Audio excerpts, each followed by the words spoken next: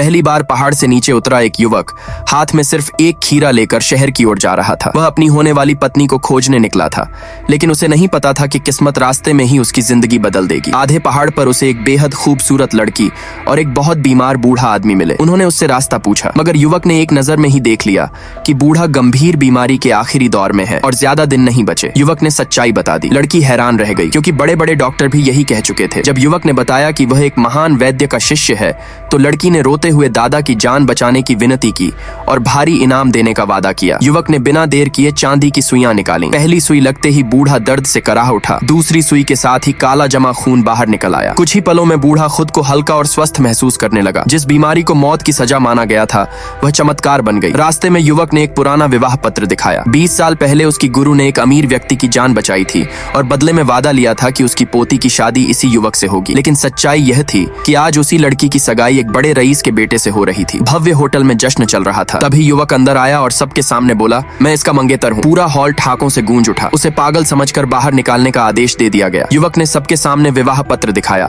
लेकिन लालच और घमंड ने सच्चाई को दबा दिया। तभी रईस का बेटा आगे आया और अपने तोहफे दिखाने लगा। सोना, करोड़ों का चेक, बड़ी डील्स और कीमती जड़ी बूटियां। हर कोई उसकी दौलत की तारीफ करने लगा। युवक चुपचाप आगे बढ़ा और अपने थैले से सिर्फ एक खीरा निकाल लिया। लोग जोर जोर से हंसने लगे। सबको लगा यह मजाक है, लेकिन युवक बोला, असली खजाना वही होता है जो जान बचा सके। उसने कहा कि यही खीरा उस बूढ़े की आखिरी उम्मीद है। गुस्से में आकर उस आदमी ने खीरा जमीन पर फेंक दिया और उसे कुचलने ही वाला था। युवक ने चेतावनी दी, अगर यह नष्ट हुआ तो कोई भी तुम्हें नहीं बचा पाएगा। लेकिन किसी ने उसकी बात नहीं मानी और यहीं से कहानी ने ऐसा मोड़ लिया जिसकी किसी ने कल्पना भी नहीं की थी।